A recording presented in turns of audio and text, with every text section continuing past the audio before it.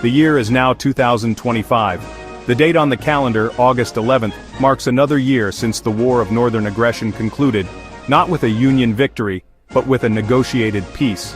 General Robert E. Lee's strategic victories at Gettysburg and Vicksburg forced a weary President Lincoln to the table. The result was not one nation, indivisible, but two. The United States of America, with its capital still in Washington, D.C., and the Confederate States of America, with its capital in Richmond, Virginia. A long, fortified border now stretches from the Atlantic to the contested territories of the West, a scar on the continent, a daily reminder of a family feud that shattered a country. This division was more than just lines on a map, it was a division of ideals, of purpose, and of the very definition of freedom itself. In the North, life continued its march toward an industrial future. Factories in cities like Pittsburgh, Chicago, and New York churned out steel, textiles, and machinery, powered by waves of European immigrants seeking opportunity. The abolition of slavery became the nation's defining moral principle, a hard-won truth that shaped its laws and its identity. Daily life for a citizen in Boston or Philadelphia was one of hustle and innovation, of crowded streets and the clang of trolleys. They looked upon their southern neighbors with a mixture of pity and disdain, seeing a backward society clinging to a cruel and outdated institution. The USA saw itself as the true heir to the American Revolution, a beacon of liberty in a world still dominated by old empires, even if its own light was dimmed by the shadow of its lost half. Life in the Confederate States of America was a world apart, a land where time seemed to move at a slower, more deliberate pace. The economy remained overwhelmingly agrarian, built upon the vast plantations of cotton, tobacco, and sugarcane. This entire system rested on the brutal foundation of chattel slavery, which not only persisted but was enshrined as a cornerstone of their constitution and culture. For a white planter in Charleston or New Orleans, life was one of cultivated gentility and a fierce defense of states' rights and tradition. For the millions of enslaved African Americans, however, life was an unending nightmare of forced labor, family separation, and the constant threat of violence. The dream of freedom, once so close, had been cruelly snatched away, leaving behind a deep and abiding despair. The border between the two nations was a place of constant tension. It was not merely a political boundary, but a moral one. For the enslaved people of the South, the North represented a distant promise of freedom, and a new, more dangerous Underground Railroad emerged.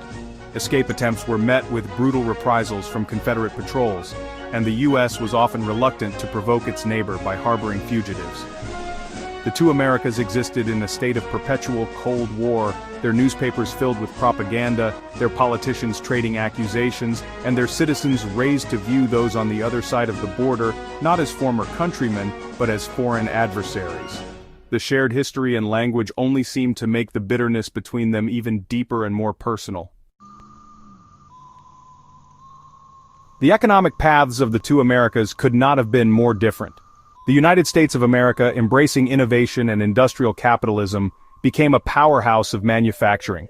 Its great cities swelled, and its fortunes were made in steel mills, on railroad lines that crisscrossed its territory, and in the burgeoning fields of finance and technology.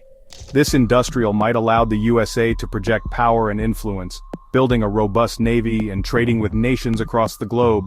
It saw itself as a modern nation, a leader in progress, and it used its economic strength to isolate the Confederacy on the world stage, arguing that no moral nation could truly partner with a state built on human bondage. The Northern economy was dynamic, volatile, and forward-looking.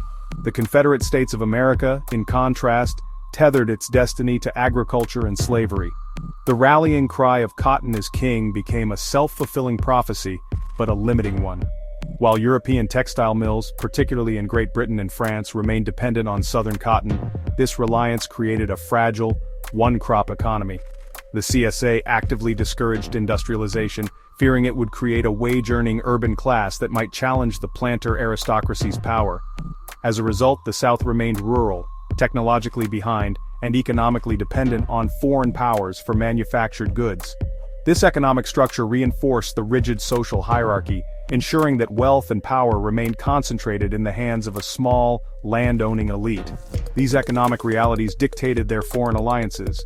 The USA found natural partners in the industrializing nations of Europe that had already abolished slavery, such as Prussia and eventually a reconciled Great Britain. These alliances were built on shared economic interests and a professed commitment to liberal values. The USA participated in international conferences, signed trade agreements, and positioned itself as a stable and reliable partner. It used its diplomatic leverage to condemn the Confederacy, framing it as a rogue state and a moral pariah. The North's foreign policy was one of engagement and integration into the emerging global order, seeking to build a community of like-minded nations. The Confederacy, meanwhile, relied on a more cynical form of diplomacy. Its primary allies were those nations whose economies needed its cotton, or who saw an advantage in keeping America divided and weak. France, under Napoleon III, might have been an early supporter, seeking to expand its influence in Mexico. Great Britain, despite its public anti-slavery stance, walked a fine line, its industrialists lobbying for cheap cotton while its government offered quiet, unofficial support. The CSA's foreign relations were transactional and precarious, always dependent on the economic needs of others rather than on shared values. It was a nation isolated not by oceans but by its own core institution, forever struggling for the legitimacy that the world was increasingly unwilling to grant. The Peace of 1865 was not an end to conflict, but merely a pause. The fundamental disagreements that caused the Civil War were never resolved. They were simply frozen in place. The 20th century, therefore, did not dawn on a peaceful continent. Instead, it saw a series of bitter border wars and proxy conflicts between the two American nations. Disputes over Western territories like Arizona and New Mexico erupted into open fighting. The USA and CSA backed opposing factions in revolutions throughout Latin America, turning the entire hemisphere into a chessboard for their rivalry. Every political disagreement held the potential to escalate into a military confrontation, and both nations maintained large, standing armies, their citizens burdened by conscription and heavy taxes to fund the endless stalemate. When the Great War erupted in Europe in 1914, the division of America had global consequences. The United States, with its industrial might and deep ties to Great Britain and France, would have been a natural member of the Allied powers.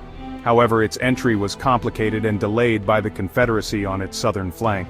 The CSA, seeing an opportunity, aligned itself with the Central Powers. They offered Germany naval bases in the Gulf of Mexico and the promise of opening a second front against the USA in exchange for formal recognition and military aid. American involvement in World War I became a two-front war, with U.S. soldiers fighting not only in the trenches of France but also in the deserts of Texas and the swamps of Louisiana. The outcome of this fractured involvement was catastrophic. The world was deprived of the full, unified industrial power of the United States. The war in Europe dragged on longer, costing millions more lives. On the home front, the conflict was devastating. Cities like El Paso and New Orleans became battlegrounds, and the hatred between the two nations reached a fever pitch.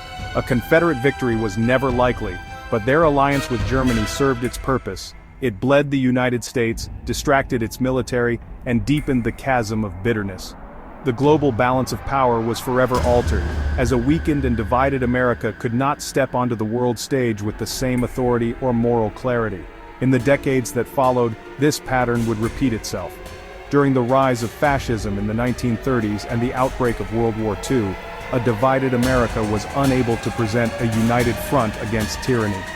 The USA would likely have sided with the Allies, but the CSA, with its own hierarchical and authoritarian society, might have found common cause with the fascist regimes of Europe. The world may have faced a global axis that included not just Germany, Italy, and Japan, but also a Confederate States of America. The great struggle against Nazism would have been immeasurably harder, and its outcome far less certain, with a hostile power embedded within North America itself. In this divided reality of 2025, the cause of civil rights has followed a long and painful road. In the Confederate States, slavery likely would not have survived into the 21st century in its 19th century form. Economic pressure, internal revolts, and changing international norms would have forced its evolution into a system of rigid segregation and serfdom, akin to apartheid. The struggle for true freedom for African Americans would be an ongoing bloody conflict met with state-sanctioned violence.